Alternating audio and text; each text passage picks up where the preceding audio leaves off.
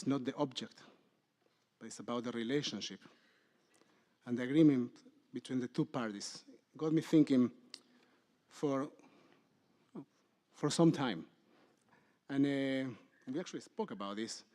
And I said to you in advance, I think I will add some additional layer to this idea of giving gifts that I was inspired to think about because of your Dvar Torah and because of the privilege of doing Hebruta with you, Sevian, and studying with you Torah. And I thought about that in the context of this being the week of shopping, as it is almost Black Friday. And soon people will burst into stores fighting for some random shirt or gadget at a substantially discounted price. For those less inclined to that kind of interaction or action, Black Friday week has already begun online with Amazon and countless other options for participating in the purchasing frenzy. But as we enter this week of consumerism, our Parashat Chayei invites us into a very different kind of acquisition. And that's not about scramble for deals, but about the deeper meaning behind what we truly own. Let me bring this a bit closer. What we truly own. Chayei Sarah also deals with acquisitions, but presents a very different perspective from consumerism or even fulfilling basic needs as we traditionally associate them with buying something. Sarah dies in Hebron and Abraham mourns her. He turns to the Hittites, saying, Ger v'toshav ani imachem, a stranger and a resident, I am with you. Some might say that's his humility speaking on his behalf. However,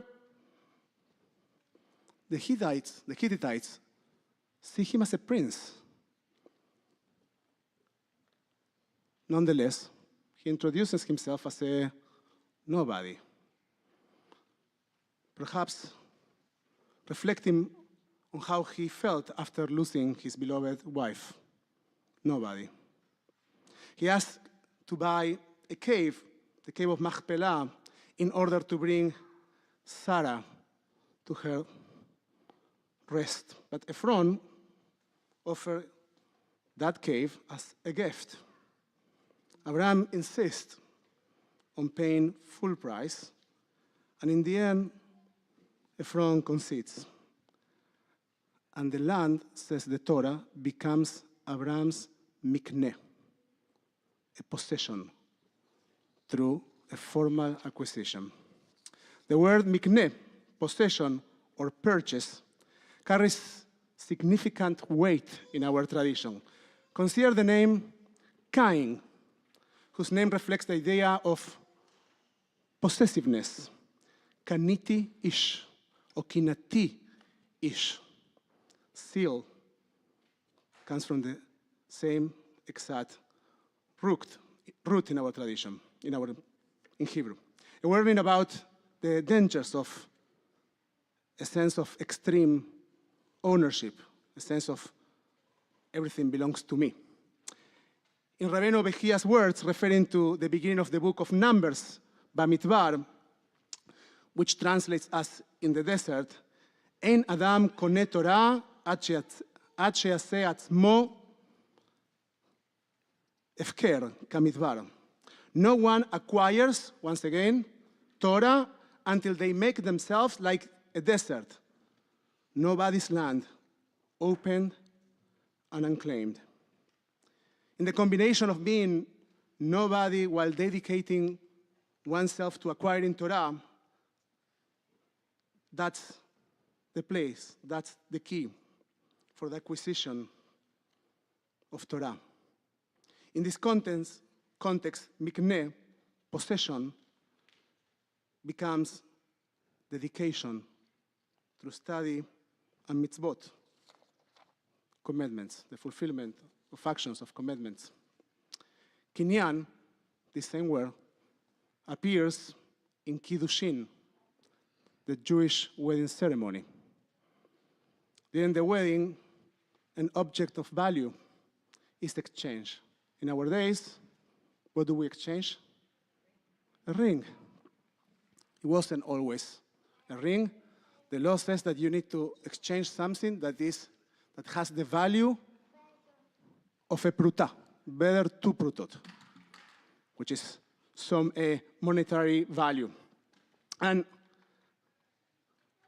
in our days, it's a ring, and this action is called kinyan, acquisition. But while that's the name of the act, the essence of this act is kiddushin, sanctification. The Rambam explains how is the bond of kiddushin, of marriage, established. If the man desires to establish, they didn't have that kind of nuanced vocabulary, forgive me in advance, desires to establish kiddushin by the transfer of money, he says to her, you are consecrated to me, and it must be done in the presence of witnesses. The lovers say under the chuppah, this is me now translating the Rambam, so there are two individuals speaking.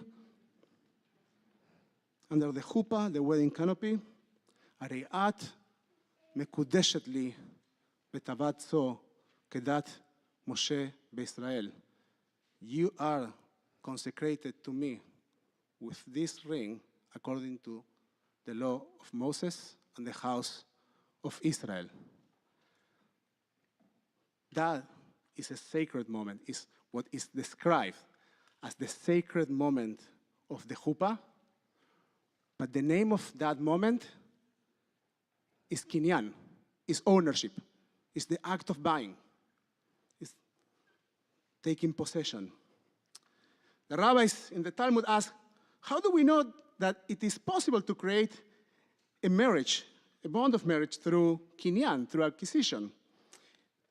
They answer to themselves, they always do. In the book of Deuteronomy, they explain, it says, when a man takes a woman, Deuteronomy 24:1, and the emphasis is on takes. The verb take is used also when Abraham negotiates with Ephron, saying, I will give money for the field, take it from me, give it to me.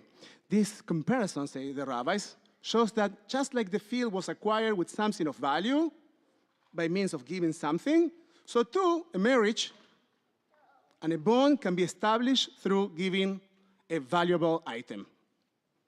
However, the act of kinyan, the act of purchasing, in this context isn't about possession. It's not the gift. The relationship is the point. It's about creating a sacred connection. Now, how do we understand sacred connection? What's the meaning of sacredness, of Kedusha in our tradition? Thank God, in 1943, Anthony de Saint-Exupéry gifted the world with The Little Prince, and I believe gave Judaism one of the most powerful illustrations of the meaning of the word and the idea of Kedusha, sacredness. The little prince loved his rose, caring for her in every way and believing that there was not like her. There was no other like her in the entire world, believing that she was unique. But when he arrived on earth, he went into a long trip and found a garden full of roses, just like his. His heart broke. His rose, he thought, was not unique after all. It was after meeting the folks that he began to understand the true uniqueness. The folks explained to him what's the meaning of the word tame. Tell you what happened in that scene.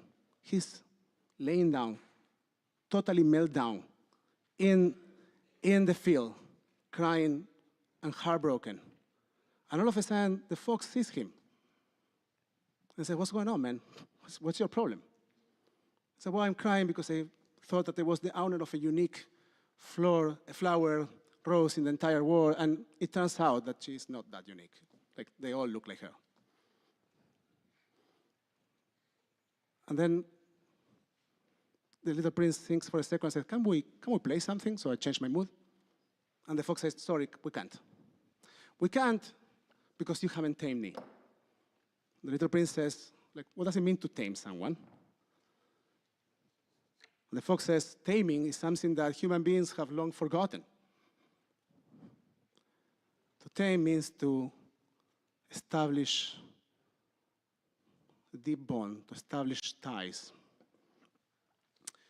And the fox explains to him, if you tame me, we might be able to play, but it will take you some time. And he says, I'm going to go to the summary that I made to myself, just in case that I wanted to tell the entire story as I want to do right now. We're going to save you 10 minutes of service right now by me going back to this page.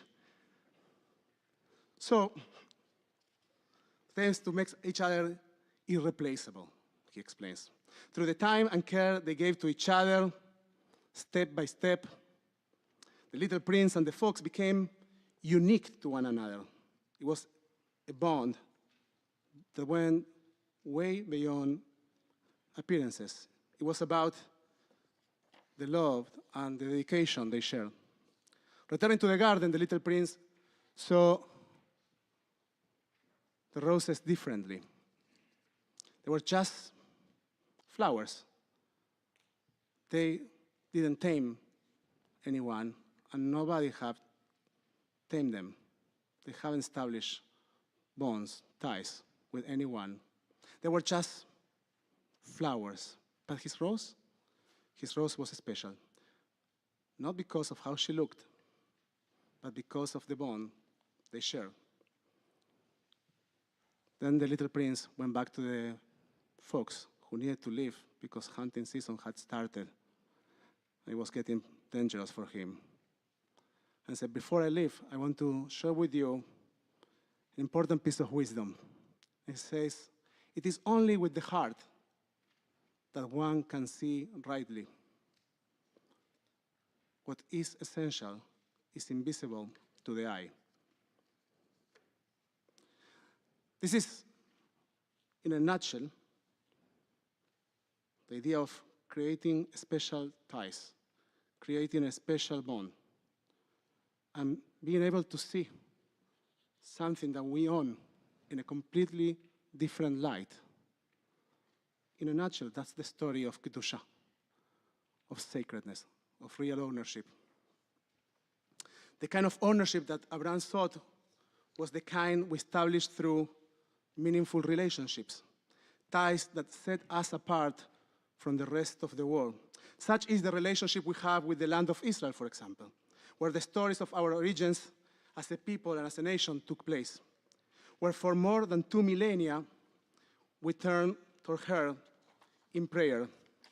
Such is the bond we create with the wisdom we acquire. And the same is true of our devotion to the relationships we build with our loved ones.